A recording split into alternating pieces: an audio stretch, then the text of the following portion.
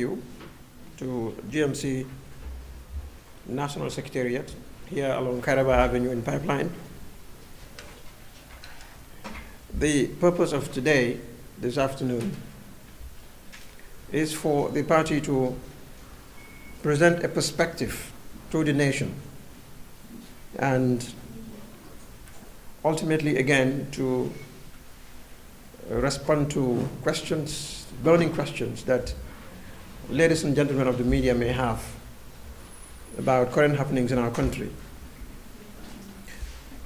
In consistence with protocol, I have prepared an official statement that is going to portray our position on the way we feel the country is moving. And that statement, a copy of which would be given to, I believe, to most of you, so that you can frame something out of it. And the follow-up questions, I believe, will be able to fill in the gaps that may not be contained in this statement. I want to thank all of you for coming this afternoon, despite the short notice. I would say good afternoon to all of you. This is no ordinary time for our country. Exactly 3 years ago this month, candidate Adama Barrow was sworn in as President of the Republic of the Gambia.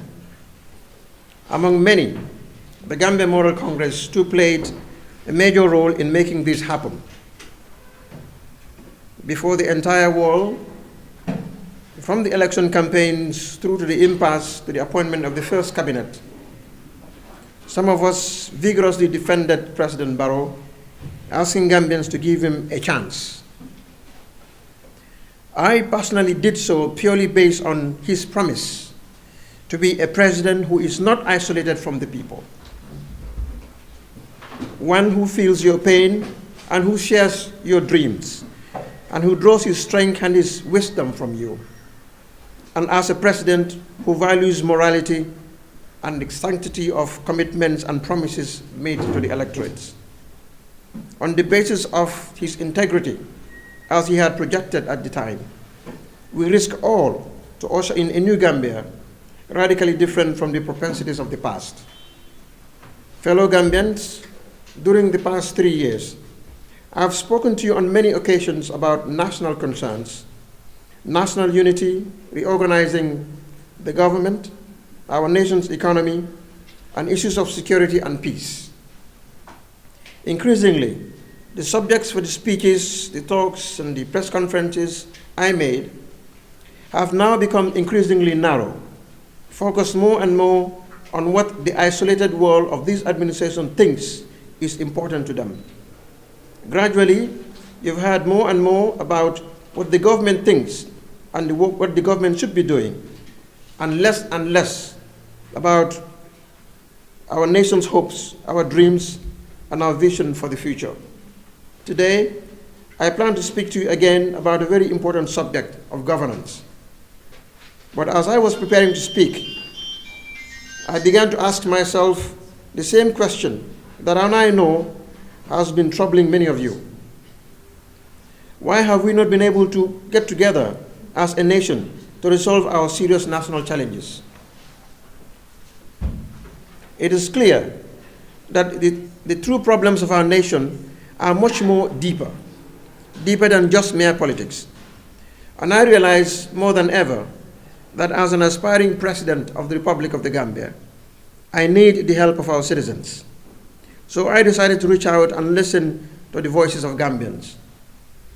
I invited to my office and residence from people from almost every segment of our society. And then I left the comfort of my environment, traveled the country to listen to other Gambians, men and women just like you. It has been an extraordinary engagement, and I want to share with you some of what I've learned. First of all, I got to hear a lot of the views about our country, the government, politicians in general, and about the future of our country. There are those who bemoan the lack of leadership, lack of vision, and some who are not interested to talk about politics or the mechanics of government, but about an understanding of our common good. Many people talked about themselves and about the condition of our nation. There is the growing perception that ordinary people are excluded from political power. During my recent trip to Badibu, I spoke to community leaders who posited that we are confronted with a moral and a spiritual crisis, and I concur. Several of our discussions across communities were on governance and the economy, and I have a notebook full of comments and advice. An old man said to me during a side conversation that when we subcontract our national security to foreign forces, it's a form of importation of our long-term insecurity. A young man told me that the Gambia's neck is overstretched over the fence. And if we don't do much about it, those beyond the fence where our neck is overstretched could easily cut our neck. The Gambia is no longer naive or politically unaware. But after listening to our people, I have been reminded again that all the legislation in the world can't fix what's wrong with our politics. So I want to speak to you first this afternoon about an urgent matter. I want to talk to you right now about a fundamental threat to Gambian democracy. I do not mean our political and civil liberties. They will endure. And I do not refer to the outward strength of the Gambia. The threat is nearly invisible in ordinary ways. It is a crisis of confidence. It is a crisis that strikes at the very heart and soul and spirit of our national will. We can see this crisis is growing and the growing doubt about the trend of our trajectory and in the loss of unity of purpose for our nation. The erosion of our confidence in the future is threatening to destroy the social and political fabric of the Gambia. It is the idea which anchored our struggle against tyranny and had guided our development as a people. Confidence in the future had supported our struggle from dictatorship to democracy, in the potentials of our public institutions and our private enterprise, our own families, and the very constitution of the Gambia. Confidence has defined our cause and has served as a link between the diaspora and the home-based strugglers. We've always believed in something called progress. We've always had a faith that the days of our children would be better than our own. Our people are losing that faith, not only in government itself, but in the ability as citizens to serve as the ultimate rulers and shapers of our democracy. As a people, we know our past. Our struggles and progress have been part of the living memory of West Africa and even the world. We always believed that we were part of a great movement of humanity, itself called democracy, involved in the search for freedom, and that belief has always strengthened us in our purpose. But just as we are losing our confidence in the future, we are also beginning to close the door on our past. In a nation that was proud of hard work, strong families, close-knit communities, and our faith in God, too many of us now tend to worship self-indulgence and excessive partisanship, or parting ship, if you would like. The symptoms of this crisis of the Gambian spirit are all around us. For the first time in the history of our country, a majority of our people believe that the next 2 years will be worse than the past 3 years. The productivity of Gambian workers is actually dropping, and the availability of Gambians to save for the future is being greatly impacted negatively. As you know, there is a growing disrespect for government and for politicians. This is not a message of happiness or reassurance, but it is the truth, and it is a warning. These changes did not happen overnight. They've come upon us gradually over the past 3 years because we, the political class, woefully failed to properly manage public expectations. Instead of building on the momentum, we polarized the nation, disappointed the voters, and betrayed the coalition spirit. We were sure that the new Gambia was a nation of the ballot, not the bullet, until the fatal incidents over the last 1 year or so. We respected the presidency as a place of honor. Again, we respected the presidency as a place of honor until it's been transformed into a venue for frequent ordinary political rallies that have no connection to national development or state matters. The wounds inflicted by politicians are still very deep, and the bickering, the insincerity, the selfishness continues. Looking for a way out of this crisis Our people have turned to the Gambia government and leaders and found them isolated from the mainstream of our nation's life. The gap between our citizens and our government has never been so wide. The people are looking for honest answers, not easy answers. Clear leadership, not false claims, evasiveness, and politics as usual. What you see too often around the country is a system of government that seems incapable of action. The same depressive trend is what you find in many political parties and citizens groups. You see every extreme position defended almost to the last breath by one unyielding group or another. You often see a balanced and a fair approach that demands sacrifice, a little sacrifice from everyone, abandoned like an orphan without support and without friends. Often you see paralysis and stagnation and drift. You don't like it, neither do I. What can we do? First of all, we must face the truth, and then we can change our course. We simply must have faith in each other, faith in our ability to govern ourselves, and faith in the future of this nation. Restoring that faith and that confidence to the Gambia is now the most important task we face. It is a true challenge which I am determined to lead. We've got to stop crying and start sweating. We've got to stop talking and start walking. We've got to stop cursing and start praying. The strength we need will not come from the State House, but from every house in the Gambia. We know the resilience of our people. As Gambians, we are strong. We can regain our unity. We can regain our confidence. We are the heirs of generations who survived threats much more powerful and awesome than those that are challenging us now. Our grandfathers, fathers, and grandmothers were strong men and women who shaped a new society and raised families under very difficult circumstances, who fought world wars and who facilitated in carving out a new charter of peace for the world as a consequence of the wars they were forcibly enlisted for colonialists. We ourselves are the same Gambians who just barely 3 years ago removed a brutal dictator of over 2 decades without spilling a single Gambian blood. We are the generation that dedicated our society to the pursuit of human rights and equality. And we are the generation that will win the fight for inclusive economic prosperity and in that process rebuild the unity and confidence of the Gambia. We are at a turning point in our history. There are 2 paths to choose.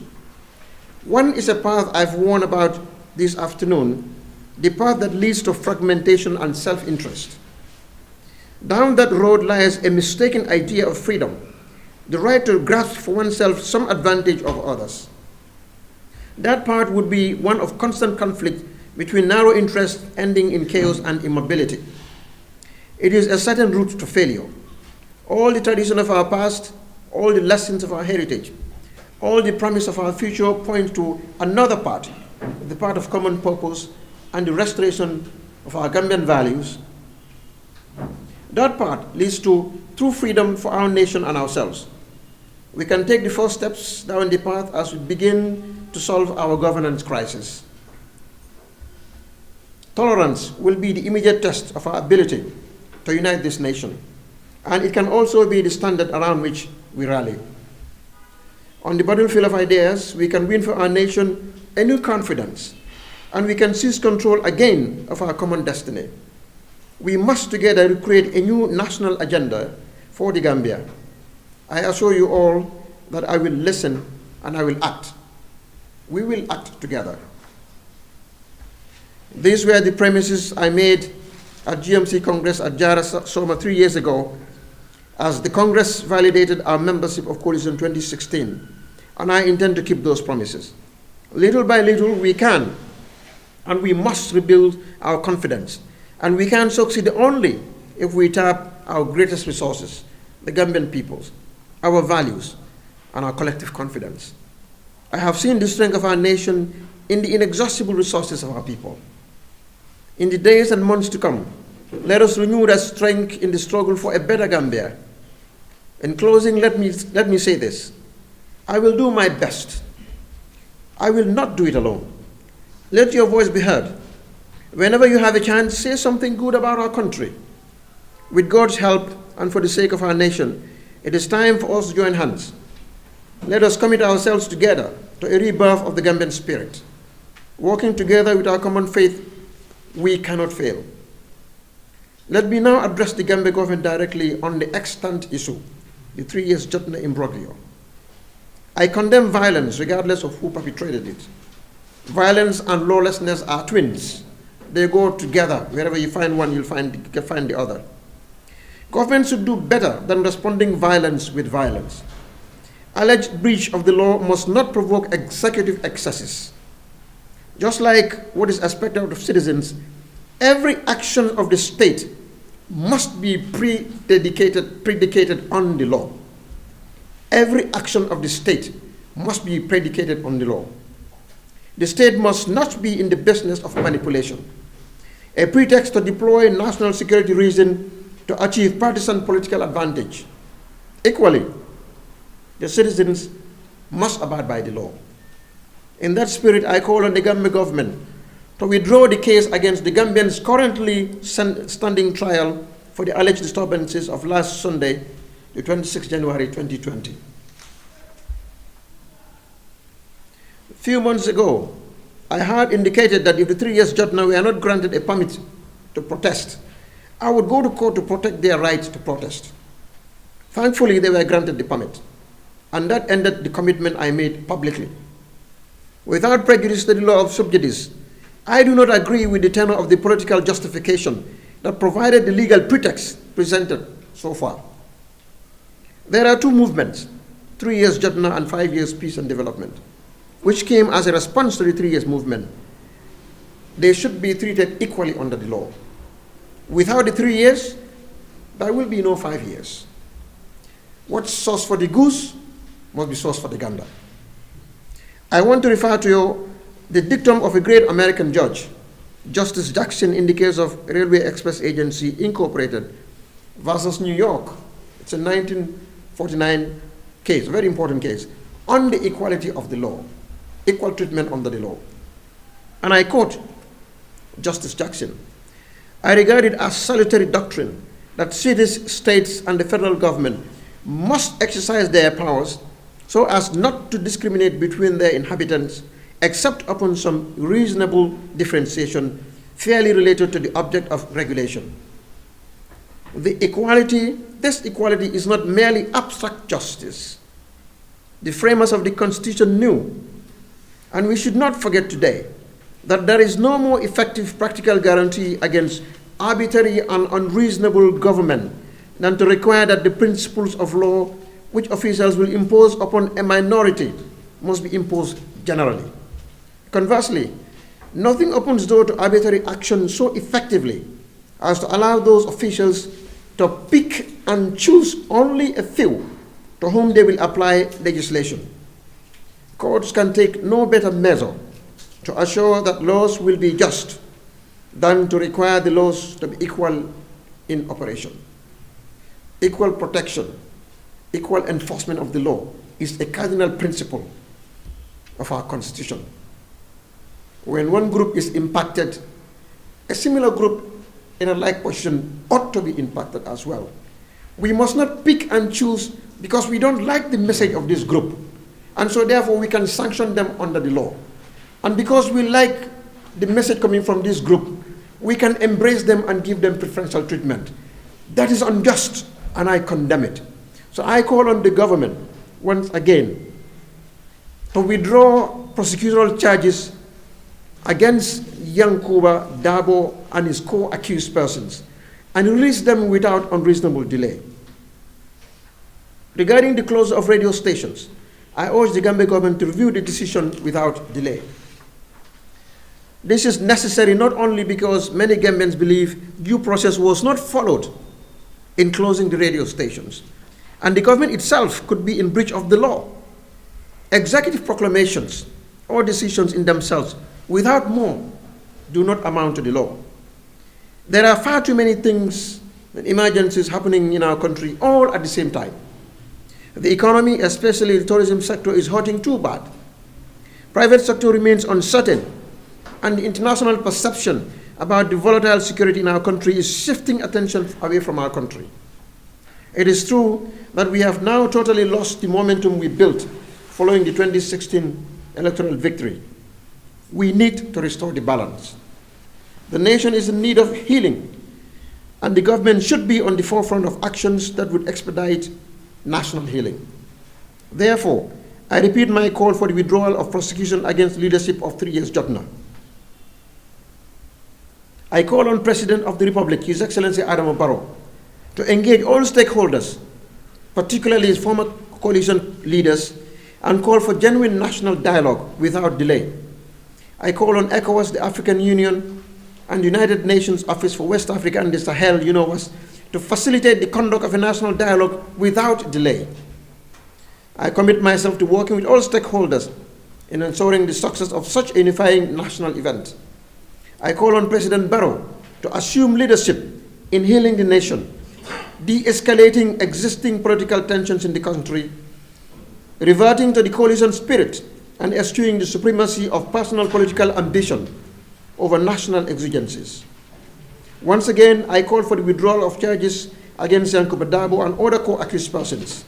Release them without delay as a demonstration of goodwill and statesmanship on the part of President Barrow and his government. God bless the Republic of the Gambia. Thank you.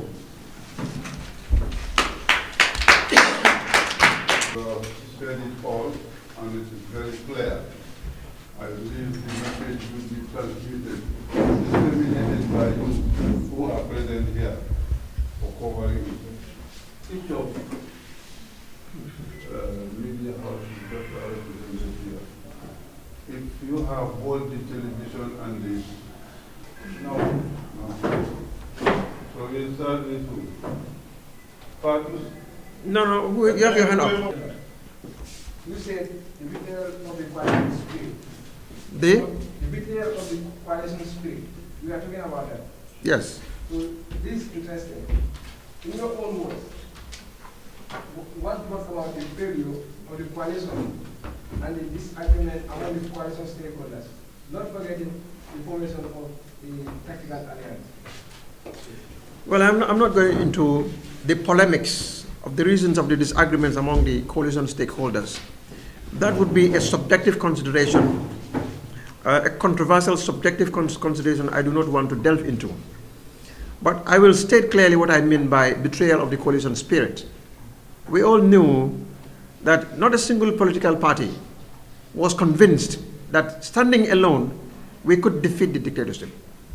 We recognize the urgency of the moment, and we came together as political stakeholders, 7 political parties and 1 independent, putting our personal political ambitions off the table, looking at the overwhelming, the overriding national interest. That is what I mean the spirit of the coalition. Looking at the overriding national interest, the interest of the country above political considerations. Today, we are seeing putting personal political ambition up front and then placing national interest secondary. That is a betrayal of the coalition spirit. We have been able to defeat the dictatorship because we put the country first.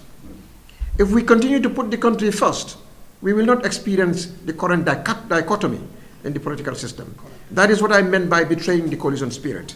But as to your question, what is the cause of it? What is our disagreements against others?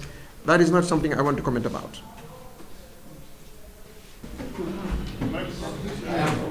I'm Kewa Ansumane, I work for Chronicle News Agency. What news agency? Chronic, yes. Yes, and online media. Yes. I would like to know, you did call for the ban of 5 years term. I want you to expound on that. Because 3 years, you mentioned that 3 years has been banned, so government should apply the same thing and ban 5 years term. Can you please elaborate on that? Well, what I want to say, or what I meant to say really is this. Sitting here, I am not an exponent of 3 years or 5 years. What I seek to achieve here is that the laws of this country must be applied uniformly across the board, not on one side against the other. It is a fact, we all know in this country, that if 3 years Jotna did not emerge as a movement, there would be no 5 years in response. So the existence of 5 years is a result of the emergence of the 3 years. Now, the 3 years was not a proscribed movement. It was not an unconstitutional movement. It was not an illegal movement. I do not want to go deeper there because the laws of this country do not allow me to comment on an existing case. And if I want to answer your question in detail, I will fall foul of the law. That is, I will have to make a comment on the validity or otherwise of 3 years Jotna as to whether they should be proscribed or not, as to whether they are a subversive movement or not. I do not want to tread there because I want to respect the law. Let me make it clear. The law of the Gambia says nobody should comment on a case when it is in court. That is the law of this country. I want to answer your question in detail, but it will require me to make substantive comments on the case. That will be in violation of the law. But what I meant to convey is that these are both groups that emerge pretty much on the same course, but they are different sides of the plank. One says 3 years you must come down. The other says you must support the constitution for 5 years. So they are parallel. Now, if you deal with one in one manner, it will be incomplete if you do not deal with the other. Because if one is gone, the other continues. Then they have the opportunity to continue to propagate an idea. In other words, everybody must be heard equally. If you shut down one, you allow one to operate, then you are giving undue advantage to another. And these are two political philosophies in our country. That is what I intend to pray. That there should be equal protection of the law. Okay, if I may add, are you... Can we have one more question? Yeah. Then if we don't have another question, we can come back.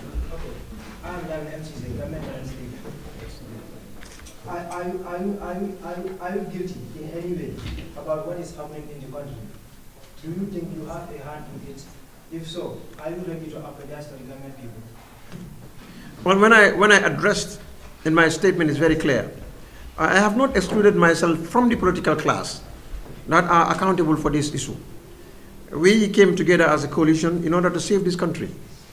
Having saved this country, then we began to break the bottles into pieces and start dancing on the bottles. It is politically bleeding the country. So yes, all political parties and all politicians have a hand in what is happening today. I do not believe anybody should come clearly and say, no, my hands are clean. We have all contributed towards the existing negligence in the political system. So yes, I take responsibility for it, just like I would expect others to take responsibility.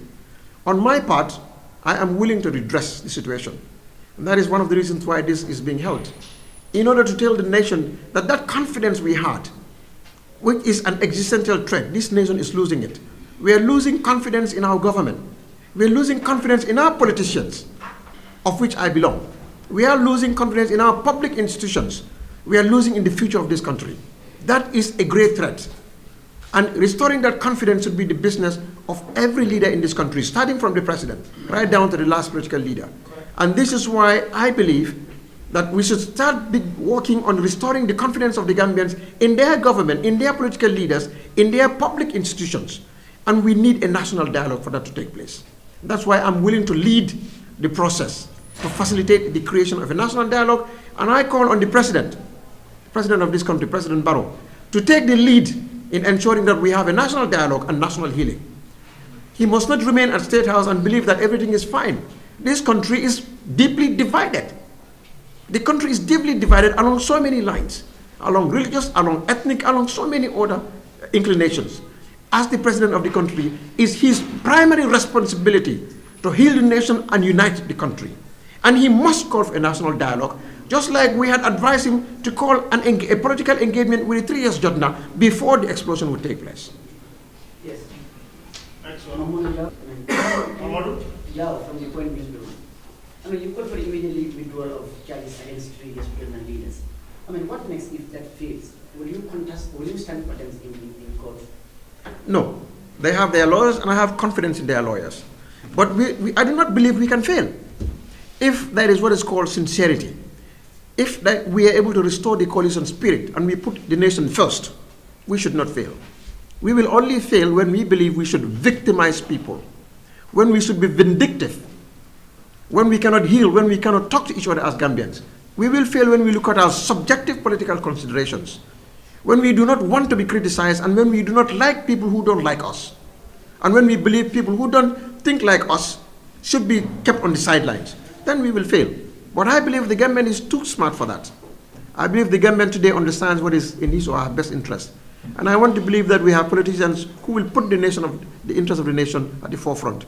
So I call on all of them, to rally together towards our common values. And as a manifestation, demonstration of the goodwill on the part of the government and statesmanship on the part of the president, withdraw these charges. Withdraw these charges against these Gambians. The nation will be better off for it. The country will be stronger. Our democracy will be firmer. It is not a sign of weakness to withdraw these charges. I do not want to comment on them. If I had the opportunity, if I'm not constrained by the law, I will expose the frivolity contained in all of this. Okay, Another person. At a time. If there's no other question, if there are no, yes? My name is Anthony Janko. I report for West Africa Democrats Radio. I would like you to please clear one thing here. That is about the calling for justice to be solved on both parties. That is the 3-year Jotna and the 5-year Jotna. I totally agree with you that the government should be fair in both because they are all Gambians. But I would like to remind you that these both groups have been in existence in tandem and they both demonstrated. But the reason for one being banned is for certain reasons. Would it also be fair? Like you said, if another group is banned, if they've not done nothing wrong, that's just only to clarify. Well, perception is very important here. Perception is important. I am telling you what I would do as the president of the country. If I were the president of the Gambia, here is one group that advances my agenda. Put it in any form you want. They are advancing the president's personal political agenda. It is couched under what is called constitutionality.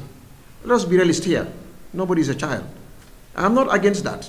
Any group can come forward and propagate any politician's political agenda. It's fair in a democracy. I have nothing against them for that.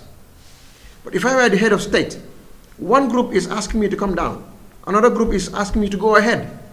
Now, what happens on Sunday that day is still up in debate. It is still up in debate. There is no consensus on what happened on that day. So whereas I do not want to pass a verdict on what happened that day because I'm concerned by the law, I believe the right thing that I would do as president would be to withdraw the charges against them and call for national healing. This is what I would do as president. And I believe that both parties have something to talk about. That is what I would propose. Okay, yes. Let me ask this question. Okay, in 2017, whilst you were the Minister for Interior, you were quite saying that, you either or be concerned by the law. I really believe that the charges level against these 2 years business leaders is false. Again, this is not a place to litigate. It's a press conference, and I cannot litigate the case here. It belongs to a forum called the court, and that's where that belongs. And I am constrained by the law to answer your question because it would mean going down to the merits of the case. If I were not constrained by the law that says you should not go down to the merit of a case when it is in court, I would have given you a proper answer because I already have a conclusion as to what I believe are the facts and the circumstances and what I believe should be the way forward. So the right thing in the interest of national healing, the interest of the country coming together, uniting the country back again, because the nation is polarized. There are thousands of people in this country who believe President Barrow should come down in 3 years. There's evidence to prove that. And there are thousands of people who believe the president should continue with 5 years. The president must unite these two forces. He is the president of the country. He has a moral, a legal obligation to unite the country. What is your stand? So therefore, the president must make every action necessary. And one of the necessary actions is to withdraw this case so that a substantial part of his population who believes he should come down will be in a position to listen to him in the interest of national healing. Otherwise, the next 2 years will be very uncertain for our country. That's why I'm calling for national healing, and in the interest of national unity, the president must withdraw these charges so that the country can begin to heal. Because this prosecution is going to further divide the nation along polarized lines which serves nobody's political interest, not even the country's interest. The country is divided.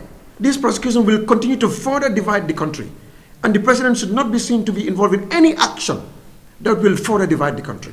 And that's why, in the interest of healing this country, uniting this country, the president must get both sides, over whom he presides as the chief executive of the state, to get everybody on board and talk to everybody, whether he likes them or not, whether they support his agenda or not. He is the president for all Gambians. And if he withdraws these charges, he would have proven to everybody, indeed, he is the president for all Gambians. Whether you like his political program or not, he would be above pettiness, and he would have shown Gambian people, indeed, he's a statesman. Yes, yes, Omar. Yes, please, Omar. Honorable, it is not lost us that politicians and, of course, other genuine Gambians have been calling on President Adam Barrow to call for a national dialogue, and they started well before the 2 years Jotna started their noise a long time ago, but he seems to have ignored calls for national dialogue. And you have called, you have said this before in an interview with the Standard, what you said, but we haven't seen anything from him. Parties like this have written letters and sent them to State House, allegedly. We don't know whether it's true or not, but they said it clearly, and the presidency have not revealed that. But Barrow seems to have ignored all calls for national dialogue. As a political party, or the political, of course, optimists will say it's not just enough for a political party to just call for a certain thing to be done, but you have to take the responsibility sometimes to engage the president, if not take other measures to ensure that issues of national interest are adhered to by the administration. What is your party going to do if Barrow ignored the call for national dialogue and the country continue to lead into chaos? Thank you very much. That's very important. Among the measures that we intend to pursue is to engage the stakeholders, all political stakeholders in the country. And we are going to do that. And let me make it clear here. When I approach political leaders, we do not intend to score political merit out of this. We are very concerned about our country. We want to see this country prosper. And so I will take the initiative upon myself and engage Honorable Ousainou Darboe, engage Honorable Halifa Sallah, engage all other political party leaders on the need for a national dialogue. All of us putting partisan considerations aside, putting the nation up front. But ideally, it would be better if the president would take the lead, because it is his responsibility to ensure that the nation is united. We elected him for the welfare of this country. We elected him to take leadership in times like this. I am aspiring to become a president, but he is the president today. It is his duty, his primary obligation, to maintain stability, to maintain peace, but most importantly, national unity. And today, the nation is divided. And this prosecution has further divided the nation. And the next 2 years is very uncertain. Nobody knows, very unpredictable. The atmosphere does not favor anyone. This is why the president must take the lead. If he continues not to take the lead, as had happened over the past few years, then all those who believe that there has to be a national dialogue will come together, and we will leave those outside, or those who choose to keep themselves outside, from joining a national dialogue. But I believe every consensus political leader will positively respond to the need for a national dialogue, because we have all been saying it one way or another. If the president does not take up this challenge, then he would have failed as a leader. He would have abdicated his responsibility to unite this country, to maintain peace and to maintain stability. And that is why I'm calling on him as the primary target, as the alpha and the omega in the political world of this country, to take up this leadership role. If he negates on assuming this leadership role, then it is for the Gambians to judge him. But I and others will continue to engage and make sure we have a national dialogue. And that's why we are calling on the international community, particularly ECOWAS, the African Union, and the United Nations, to support and facilitate such a process, a national process. We hope the government will take it up institutionally and make this happen. If they fail to, that is not going to stop us from getting a national dialogue. Thank you. A second bite at the cherry? Yeah, or second bite at the banana? Yes, part of my question was not answered. That is on your tactical alliance. You are talking about this agreement. Let me come down to you. I have made it very clear to you. My purpose today is not to go into the subjective arguments about the disintegration of the coalition. I am not willing to go there. Because what I seek to achieve today is to help unite the country and not to open old wounds. What you are asking me to do is to create old wounds, and I want to put that behind us. This nation must move. We are not going to focus on the negative. Let's focus on the positive today so this country can heal. That's the issue at the table today. Thank you. Yes. My question is now. Yes, what is your question? My question is, I want to know as a politician whether you are concerned with our relationship with Senegal, because not long ago, Gambia and Senegal have signed, a trade agreement, that is the free movement of goods and persons. But 1 week after, we have seen our national carrier has been blocked at the borders. Are you concerned about this? And if you were there, what would you advise the government in making sure that there is fair play between Gambia and Senegal in terms of economic prosperity between the two countries? Thank you. In diplomatic intercourse, there is something called sovereign integrity. Every nation must protect your integrity. Because if nations are not able to protect their integrity, it will become very invidious for other nations to rely on their commitments, to rely on their undertakings and assurances.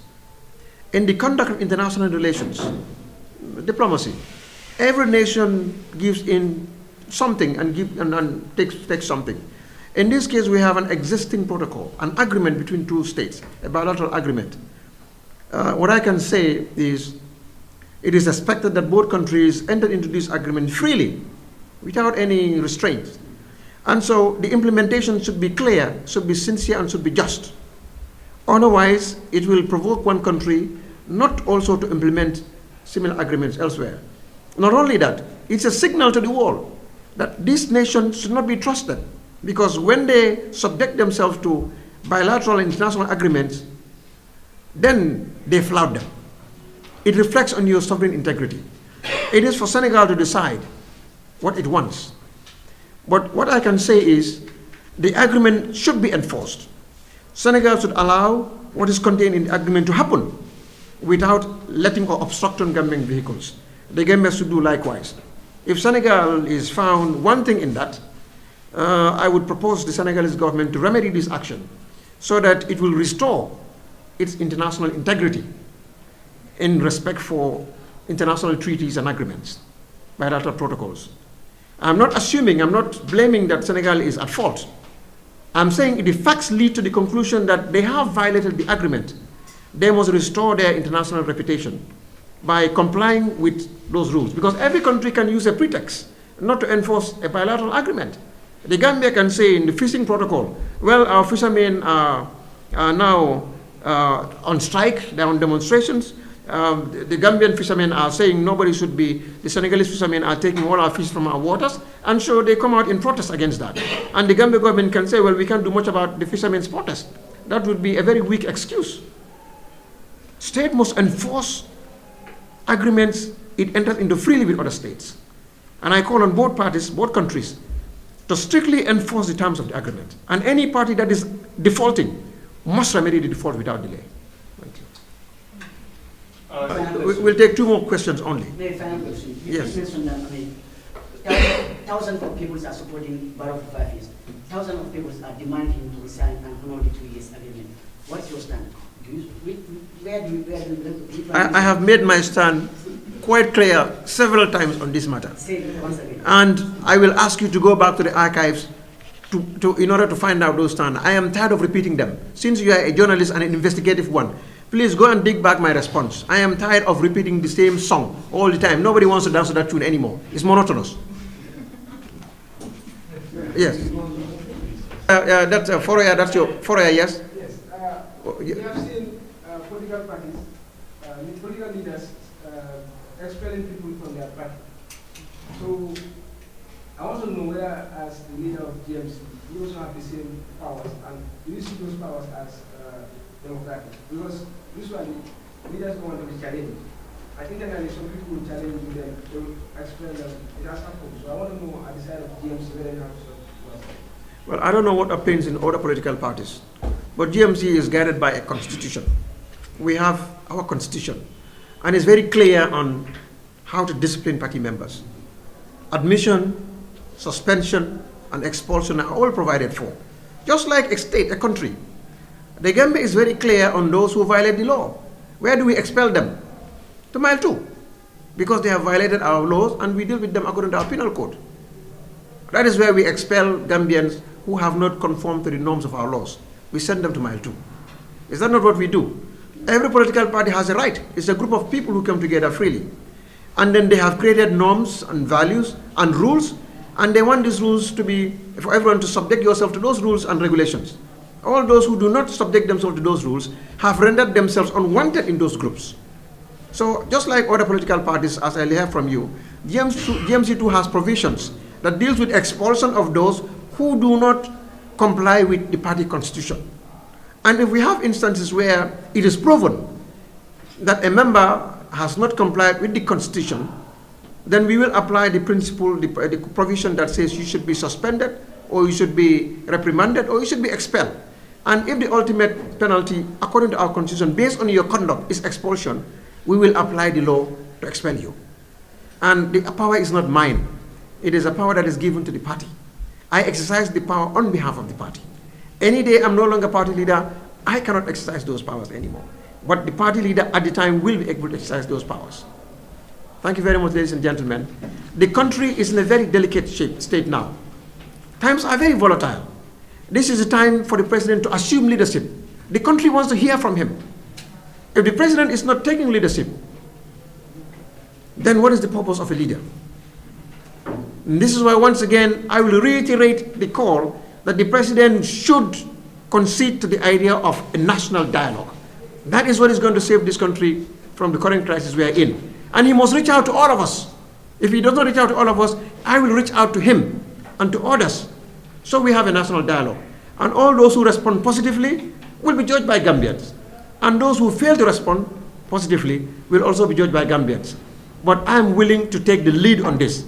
And I'm going to assume leadership on this role. Together, I hope my colleagues will join me so we can have joint leadership of this national enterprise. I thank you all for coming today. God bless the Republic of the Gambia.